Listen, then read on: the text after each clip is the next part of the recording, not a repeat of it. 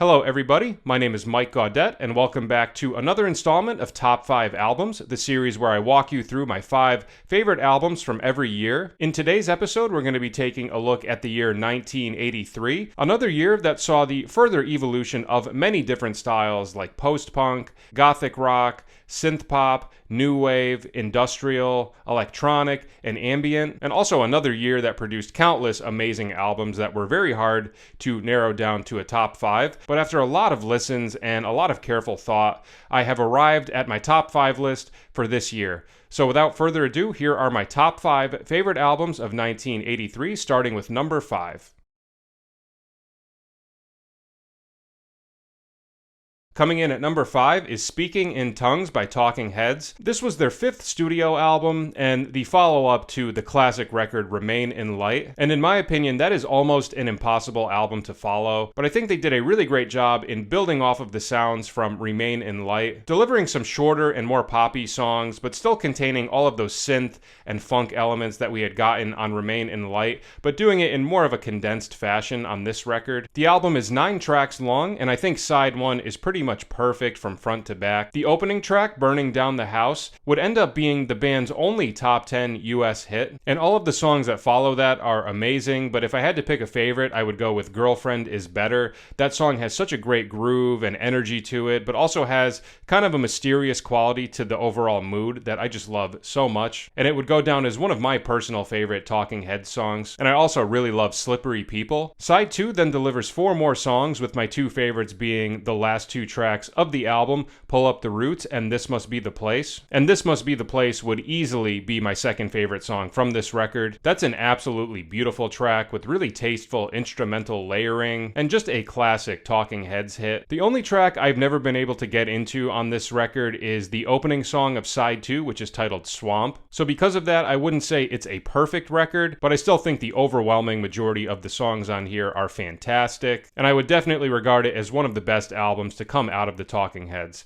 And if you're interested in hearing my full thoughts on their entire discography, I did a video ranking all of their studio albums, so if you're interested in that, be sure to check out the tier list playlist linked in the comments and the description. So that is my number 5 album. Now on to number 4.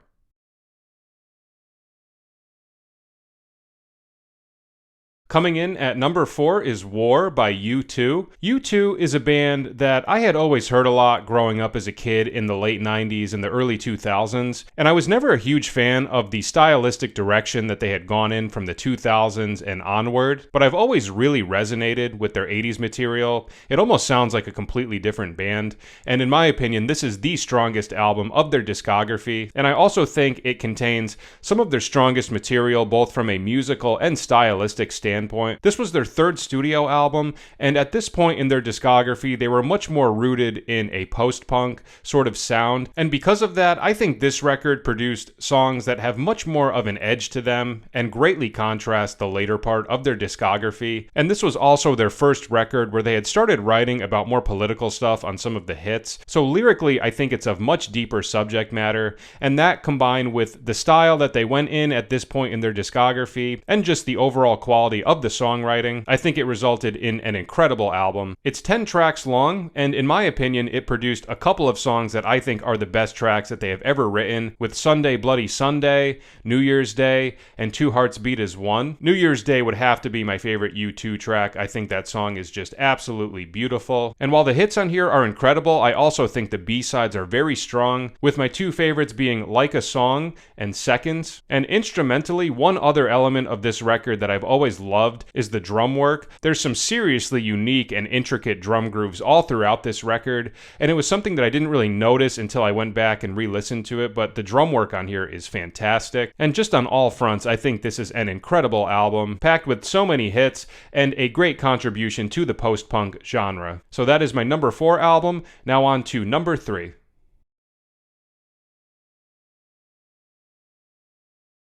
Coming in at number 3 is Head Over Heels by Cocteau Twins. Cocteau Twins is one of my favorite bands to come out of the 80s, and they're most well known for their dream pop and ethereal wave sounds that you would hear from their third studio album and onward.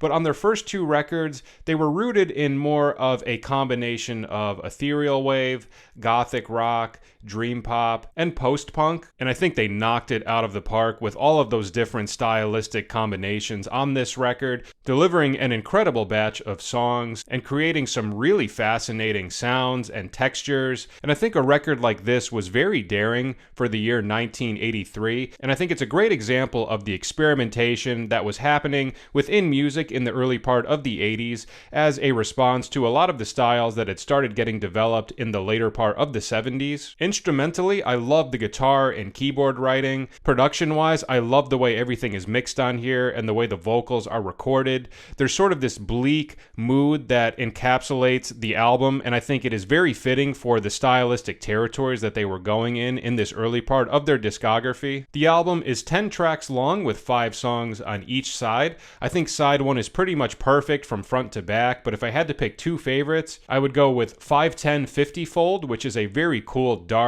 and ambient track. And I also love Sugar Hiccup. I think that is one of the best dream pop songs of the early 80s. Side 2 then delivers 5 more tracks, with my 2 favorites being the very dark and intense The Tinderbox of a Heart and Musette and Drums, which I think concludes this album perfectly with this great intensity and energy to it. And I also love the opening track, In the Gold Dust Rush, another very solid dream pop song. So I think the quality of the songwriting on here is very strong, and the combination of these different styles results in a very dynamic album that really keeps you on the edge of your seat from track to track, and a record that I would say should be essential listening for anybody looking to explore post-punk, gothic rock, and some early dream pop. And if you're interested in hearing my full thoughts on Cocteau Twins' full discography, I did a video ranking all of their studio albums, so be sure to check that out in the tier list playlist, linked in the comments and the description. So that is my number 3 album. Now on to number 2.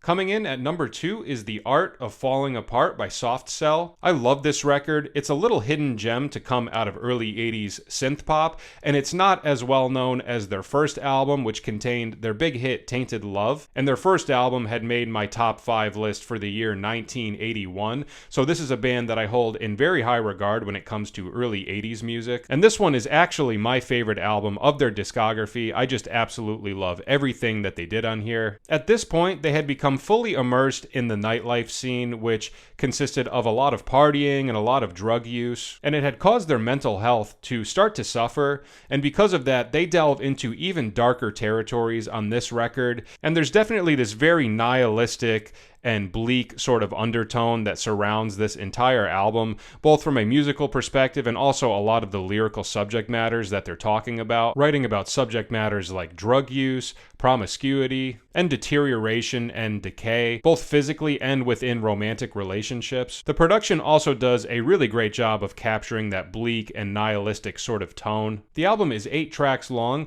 and from front to back, I think it's incredible. There is not one skip over track. It opens with Forever the Same, which I think is the strongest opening track of any Soft Cell album. The perfect dark, up-tempo driving track that really sets the energy for the record to continue off of. And from that point on, they deliver a really nice diverse palette of sounds from track to track, with a few melancholy pop songs like Where the Heart Is, Numbers, Kitchen Sink Drama, and Loving You, Hating Me, all of which are incredible songs. And in addition to these sadder love songs, we also get a couple of tracks that are some of the darkest and most eerie songs that Soft Cell has ever written, with the songs Heat and Baby Doll. And Baby Doll in particular, I think, is a track that really depicts the mental deterioration that they were experiencing at that time. And when you listen to that song from that context, it's a pretty frightening experience. The darker side of Soft Cell's writing has always been something that really resonated with me. And Baby Doll, I think, is probably as dark as they get in their discography, and definitely one of my favorite tracks from this record. The album concludes with the title track, The Art of Falling Apart, and this song has multiple layers to it. There's a good chunk of it that's more of a dancey club sort of vibe, but it it also takes some darker turns in the chorus, and this song is a commentary on where they were at as a band at that time and how they were feeling. And I think it's an amazing closer to a fascinating record that really, depicts a band that has reached burnout and is really struggling mentally, but still managed to produce some very awesome tracks that I think are some of the strongest and most consistent songs of their discography. And if you're interested in hearing my full thoughts on Soft Cell's full discography, I did a video ranking all of their studio albums, so be sure to check out the tier list playlist linked in the comments and the description. So that is my number 2 album, and now for the grand reveal, here is my number 1 favorite album of 1983. All right, coming in as my number 1 favorite album of 1983 is Apollo, Atmospheres, and Soundtracks by Brian Eno.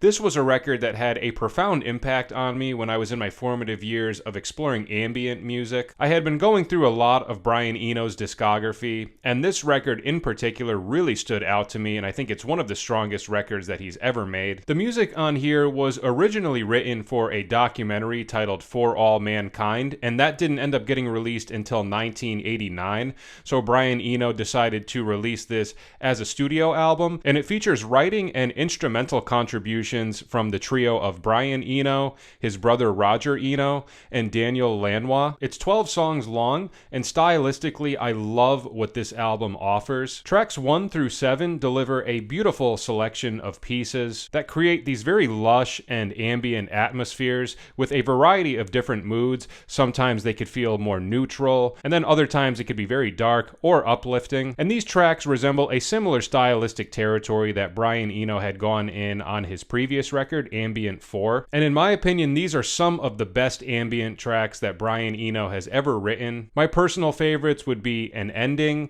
Drift, and Signals. Then the remainder of the album gives us some nice contrasting tones and different moods, with the addition of the pedal steel guitar and larger instrumentations with more variety in the synths and the electronics. For this string of tracks, my 2 favorites would have to be Deep Blue Day and Always Returning, which has some beautiful guitar and synth layering that creates some really euphoric sounds. And I think this album is incredible from front to back, not one skip over track, so many beautiful different soundscapes that evoke all sorts of different types of emotions, beautiful instrumental combinations of the pedal steel guitar, synthesizers, and electronic. And I've been listening to this album for so many years now that there is a little bit of an element of nostalgia to it for me. This was a record that I would always listen to when I would get into a messed up headspace, and it always had this amazing ability to really ground me and get me centered. And to this day, I still go back to it from time to time when I need to get myself more grounded. So it's an album that is very important to me, and a record that I regard as one of the best albums of Brian Eno's studio discography. So that is my number 1 favorite album of 1983. And to recap, at number 5 we had Speaking in Tongues by Talking Heads. Number 4 was War by U2. Number 3 was Head Over Heels by Cocteau Twins.